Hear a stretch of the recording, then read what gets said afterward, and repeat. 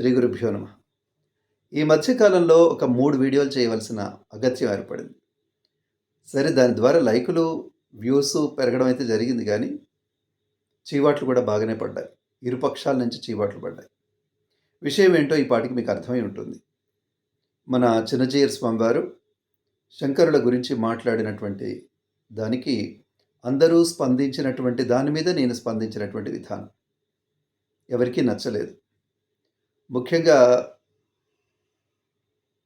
శైవులు, "మీ స్వామిని వెనకేసుకొచ్చావు. నువ్వు చెప్పింది ఏమీ లేదు. నీకు తెలీదా శంకరాచార్యుల గారి గురించి? మీలాంటి వాళ్ళైనా చెప్పొచ్చు కదా! ఆయన అట్లా ఎందుకు మాట్లాడుతున్నారు? అసలు నీకేం తెలుసని, శంకరుల గురించి ఏం తెలుసు? అదేం తెలుసు" అని వీళ్ళు శైవ సాంప్రదాయానికి సంబంధించిన వాళ్ళు. వైష్ణవ సంప్రదాయానికి సంబంధించిన వాళ్ళు కూడా చీవాట్లు పెట్టారు. "నీకు తెలుసు కదా స్వామివారి విధానం ఏమిటో? పొద్దస్తమానం ఆశ్రమం చుట్టూ తిరుగుతూనే ఉంటావు కదా!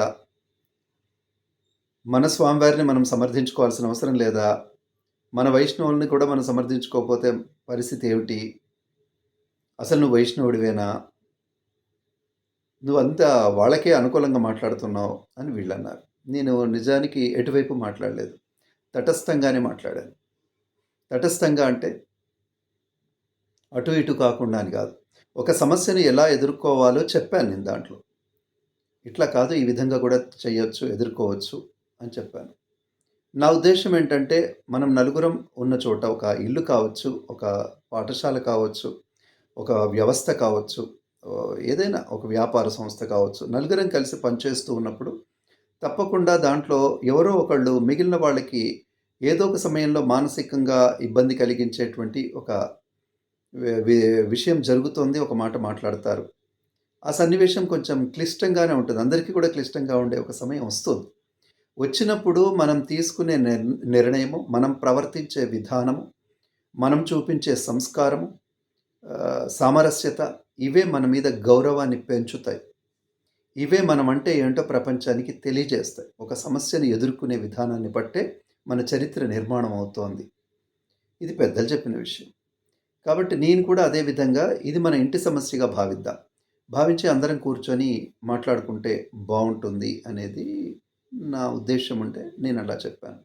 కానీ ఎందుకో ఈ మధ్య కాలంలో ఎవ్వరికీ కూడా శాంత ప్రవచనాలు, సామరస్యక పూర్వకంగా వెళ్ళడాలు, సహనం పాటించడాలు, ఇలాంటి మాటలు ఎవరికీ నచ్చట్లేదు.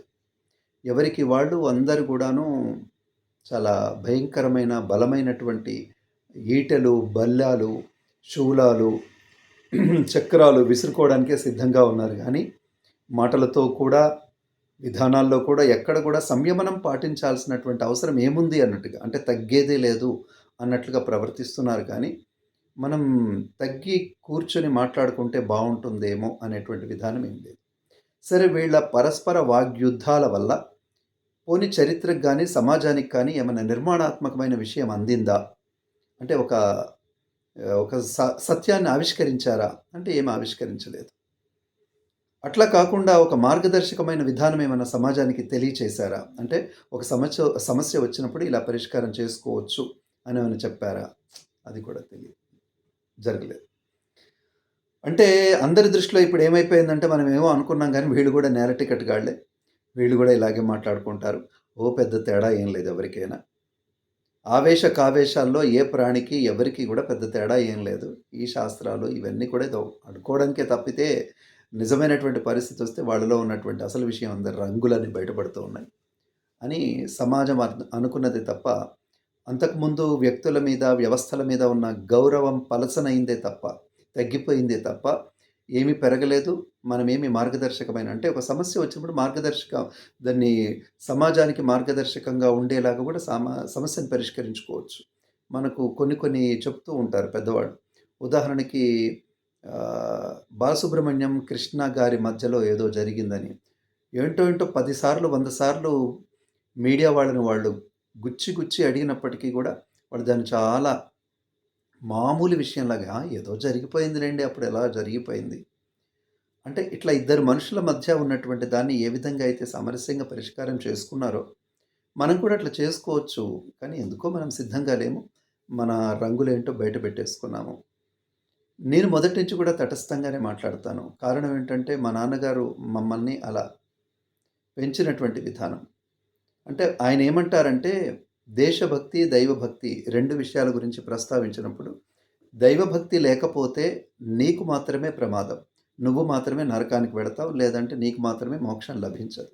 కానీ దేశభక్తి లేకపోతే నీకు కష్టం, నీ వల్ల సమాజానికి కష్టం, దేశానికి కూడా నష్టం అసలు. కాబట్టి తప్పకుండా దేశభక్తి కలిగి ఉండవలసిందే అని అంటూ ఉంటారు. ఇక్కడ నేను అదే మాట చెప్తూ ఉన్నాను. మనకు తప్పకుండా దేశభక్తి అంటే దేశం అంటే మట్టి కాదోయ్ మనకు ఆ విషయం తెలుసు కదా! సమాజం మీద భక్తి, సమాజం మీద ప్రేమ. సరే మిగిలిన సమాజాలన్నీ పక్కన పెట్టేస్తే కనీసం మన సమాజం అంటే నేనొక సిద్ధాంతానికి సంబంధించిన వాడిని అనుకున్నప్పుడు మన సమాజానికన్నా మేలు జరిగేలాగానో, ఒక సత్యాన్ని ఆవిష్కరించేలాగానో, లేదంటే ఒక మంచి మార్గదర్శకం అందించేలాగానో ఉండాలని ఒక ఆలోచన, ఒక తపన విజ్ఞులుగా, చదువుకున్న వారిగా, 10 మందిలో బుద్ధిజీవులుగా పేర్కొనబడుతున్న వారిగా మనలో ఆ ఆలోచనలు కలిగి ఉండాలి. ఉండవలే. ఎందుకు జరగలేదో నాకు తెలీదు.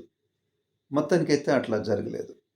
అయితే ఇక్కడ పైనుంచి ఛాలెంజ్‌లు విసురుకున్నారు. పరస్పరం ఛాలెంజ్ విసురుకున్నారు. ముక్కు నేలకు రాయటాలు. అసలు ఎన్ని మాటలో ఎంత అంటే వినకూడని మాటలు. ఒక అశ్లీలాలు లేవేమో అంతే గాని, అంతకంటే భయంకరంగానే మనం మాట్లాడుకున్నాం.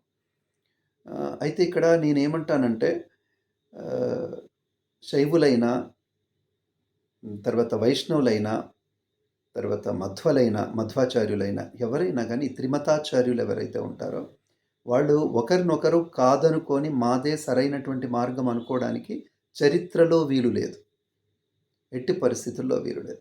ఎందుకోసమనంటే అద్వైతం లేకుండా విశిష్టాద్వైతం ఆహ్, తర్వాత ద్వైతం ఇవేవి అంటే ఒకటే సిద్ధాంతం ఇవి. ఉదాహరణకి సైన్స్ ఉంటుంది గదండీ!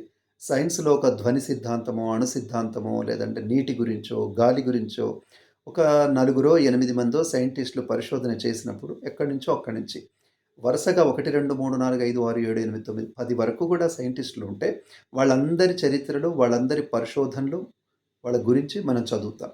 చదివి ప్రశ్నలలో అంటే ప్రశ్న జవాబులు పరీక్షల్లో వచ్చినప్పుడు ఏ శాస్త్రజ్ఞుడు ఎంతవరకు పరిశోధన చేశాడు అనేది కూడా ఒక ప్రశ్నొస్తుంది.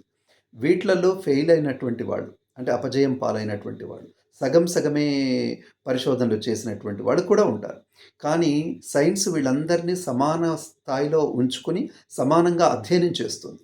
ఎందుకంటే తెలుసు ఆ శాస్త్రానికి. వీళ్ళందరూ అధ్యయనం చేయబట్టే చివరిగా ఎవరైతే ఒక నిర్ణయం చేశారో అతను సరైన నిర్ణయం చేయగలిగాడు.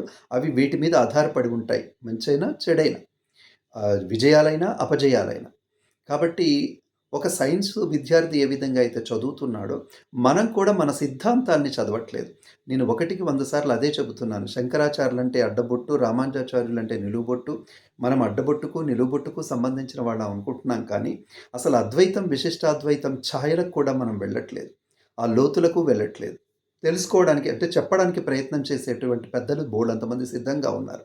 కానీ మనం నేర్చుకోవడానికి ఏమి సిద్ధంగా లేదు. పేరు తెలుసు అంతే. శంకరులు అద్వైతము, రామానుజులు విశిష్టాద్వైతం, మధ్వాచార్యులు ద్వైతం. ఇదంతా కూడా 5వ తరగతి, 6వ తరగతి సోషల్‌లో చదువుకున్నటువంటి ప్రశ్నకు జవాబు ఏదైతే ఉందో, ఇంతవరకు మాత్రమే తెలుసు గానీ దాని లోతుల్లోకి వెళ్ళడానికి ప్రయత్నం ఎవరం కూడా మనం చేయట్లేదు. కాబట్టి ఎప్పుడైతే మనం లోతుల్లోకి వెళ్ళడానికి ప్రయత్నం చేస్తామో, ఇవన్నీ సిద్ధాంతాలు ఒకటే అని మనకు అర్థం అవుతుంది. లేదంటే ఒకటికి మరొకటి భిన్నంగా కనిపిస్తుంది. ఒకటికి మరొకటి సంబంధం లేనిదిగా కనిపిస్తూ ఉంటుంది.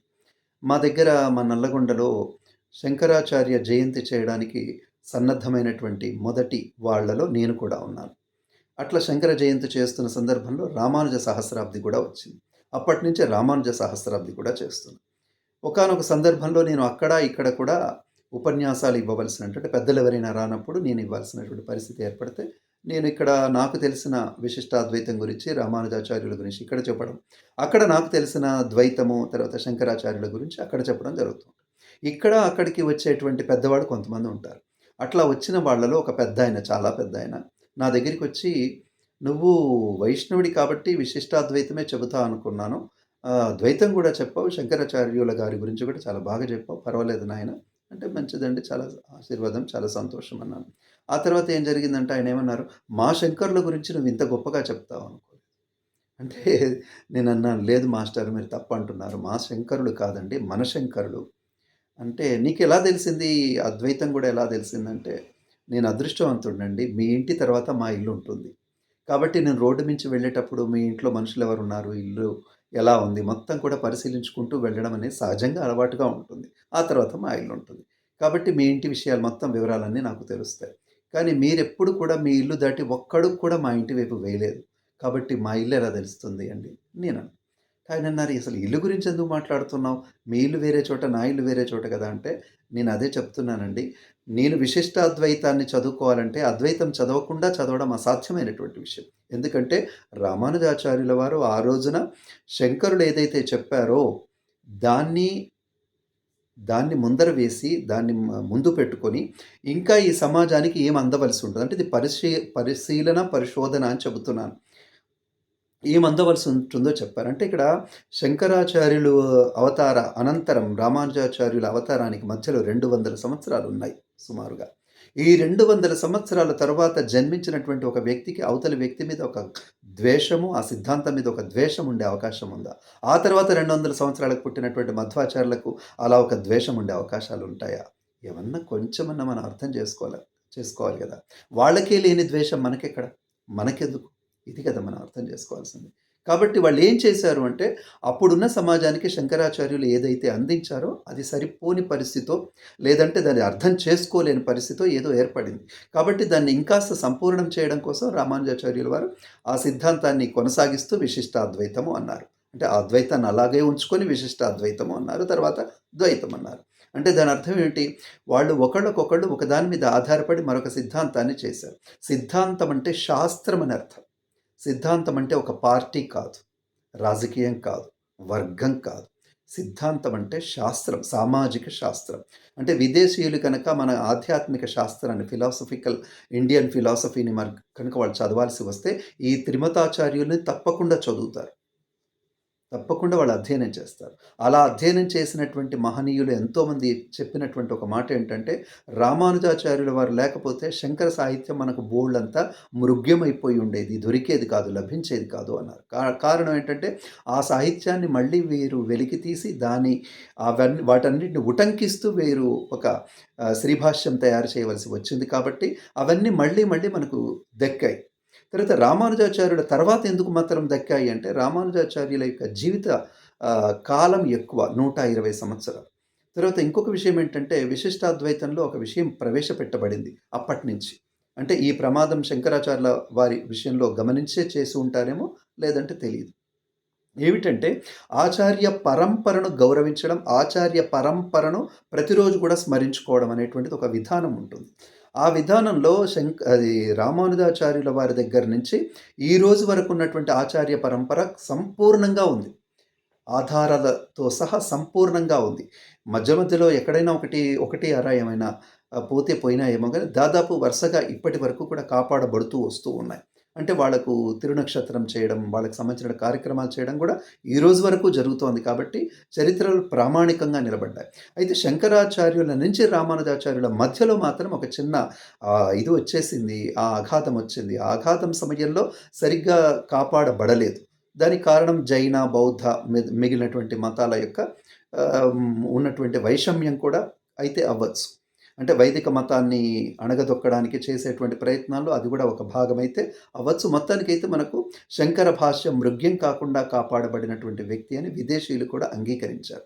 కాబట్టి త్రిమత ఆచార్యులు పరస్పరం వాళ్ళు భావనతో సహకరించుకొని, వాళ్ళ భావనల్ని ఒకళ్ళ మీద ఒకళ్ళు ఆధారం చేసుకొని, అంటే ఇక్కడ నేనేమంటానంటే, ఒకాయన పునాది వేశారు, ఒకాయన గోడలు కట్టారు, ఒకాయన కప్పు వేశారు. ఆ ఇంట్లో నేనుంటున్నాను. ఇప్పుడు ఎవరు గొప్ప అంటే ఏం చెప్పాలి? ఎవరు లేకపోయినా ఇంకొకళ్ళు ఉండరు కదా! ఇట్లా మనం శాస్త్రాన్ని అధ్యయనం చేసినప్పుడు ఈ రకమైనటువంటి వ్యత్యాసాలు రాకుండా, ఒకవేళ ఎవరైనా ఇలాంటి అభ్యంతరాలు తెలియచేస్తే తప్పకుండా మనం ప్రామాణికంగా నిరూపించడం కోసం ప్రయత్నం చేస్తాం. ఆ లోతుల్లోకి వెళ్ళే ప్రయత్నం చేస్తాం గానీ, మనోభావాల మీద, నమ్మకాల మీద, ఎవరో చెప్పినటువంటి వాటి మీద మనం ఆధారపడి ఉండం. ఇప్పటికి కూడా నేనేమంటున్నానంటే, మళ్ళొకసారి మనం ప్రయత్నం చేసి ఏ విధంగా అయితే ఈ ఇప్పుడున్నటువంటి సోషల్‌లో మన చరిత్రను పెట్టలేదు అని మార్చి ఇప్పుడు మన భారతీయ చరిత్రను పెట్టడానికి మన ప్రభుత్వాలు ఎట్లయితే ప్రయత్నం చేస్తూ ఉన్నాయో, మనం కూడా ఆ ప్రయత్నం చేయొచ్చు. మన చరిత్రను మరొకసారి తవ్వి తీయొచ్చు. అందేంత వరకు. మొత్తం అందదు. అందినంత వరకు ప్రామాణికంగా ఉన్నంత వరకు ఎక్కడెక్కడైతే శంకరాచార్యులు తర్వాత వారి ప్రభావం ఉందనుకుంటున్నామో అంతవరకు మనం మళ్ళీ ఒక పునర్నిర్మాణం చేసి రేపటి జాతికి ఒక స్పష్టమైన అవగాహన కలిగినటువంటి ప్రామాణికమైనటువంటి గ్రంథాన్ని మనం అందియొచ్చు. ఆ ప్రయత్నాన్ని చేసుకోవడానికి ఇలాంటిది అంటే ఇలా జరగడమే మంచిదైంది. ఇలా చరిత్ర నిర్మించబడింది అని కూడా మనం అనుకోవచ్చు. అంటే ఇప్పటివరకు రాసిన చరిత్రలున్నాయి కదా! అంటే ఎక్కువ శాతం మనం మహనీయుల చరిత్రలు రాసేటప్పుడు మన వాళ్ళకొక కావ్య పద్ధతిలో రాసే అలవాటు ఒకటుంటుంది. అంటే ఆయన జన్మించగానే భూమి పులకరించింది, ఆకాశం పుష్పవర్షమై హర్షించింది. ఇట్లాంటి మాటలు కాకుండా నిజంగా చారిత్రక సత్యాలు ఏవైతే ఉన్నాయో వాటిని చదువుకోవడానికి, వాటిని మనం నిర్మాణం చేయడానికి కనుక ఇలాంటి విషయాల్ని అంటే ఇలా జరిగినటువంటి సంఘటనని కనుక పునాదిగా తీసుకుంటే తప్పకుండా మనం సమాజానికి ఒక మంచి సందేశాన్ని ఇచ్చినట్టవుతుంది అనేటువంటి దాన్ని నేను బాగా విశ్వసిస్తాను. ఆ విధమైనటువంటి ఆలోచన చాలా గొప్పది అని నేను అనుకుంటాను. సరే ఏది ఏమైనా ఈ చర్చ మరీ ముందుకు సాగడం వల్ల ప్రయోజనమైతే లేదు. అంటే ఏమంటున్నానంటే వాళ్ళు మాట్లాడారు, వీళ్ళు మాట్లాడారు. ఆ వీడియోలు, ఆ మాటలు, ఆ ఛాలెంజ్‌లు ఏవైతే ఉన్నాయో అవి రేపటి చరిత్రకేమైనా సాక్ష్యాలుగా ఉండగలిగేవా? కాదు కదా! ఉండకపోగా మళ్ళీ ఇంక 4 రోజుల తర్వాత ఎవరో మాట్లాడిన వీడియోని ఇంకోహళ్ళు, ఎవరో మాట్లాడిన వీడియో ఇంకోహళ్ళు తీసుకొని మళ్ళీ గందరగోళం సృష్టిస్తారు గదా! కాబట్టి ఇది కాదు చరిత్రకు కావాల్సింది. కూర్చుంటే అందరం ఒక వేదిక మీద కూర్చొని మాట్లాడుకుందాం. లేదంటే ఎవరికి వాళ్ళు వాళ్ళకి సంబంధించినటువంటి చరిత్రను ప్రామాణికంగా పునర్నిర్మించుకునేటువంటి ప్రయత్నం చేద్దాం. ఇది మంచి సమయం. అంటే ఈ విధమైనటువంటి భావజాలం ఇంకా ముందు ముందు తరాల్లో ఉండొచ్చు, ఉండకపోవచ్చు. కాబట్టి మంచి సందేశాన్ని, మంచి ప్రామాణికమైనటువంటి విషయాల్ని అందజేయడానికి ఈ సంఘటన తోడ్పడుతుంది. అలా భావించొచ్చు తప్పేం లేదు అని నేను అనుకుంటూ, ఈ చర్చని ముందుకి ఇంకా సాగించాల్సినటువంటి అవసరం లేదు. ఇంకొక వీడియో వీలైతే చేయవలసి వస్తే చేస్తాను, లేకపోతే లేదు. ఈ కార్యక్రమాన్ని ఇంతటితో ముగిస్తున్నాను. ఇంకా ఎవరేమనుకున్నా ఇది నా ఉద్దేశ్యం, ఇది నా నిర్ణయం. శుభం.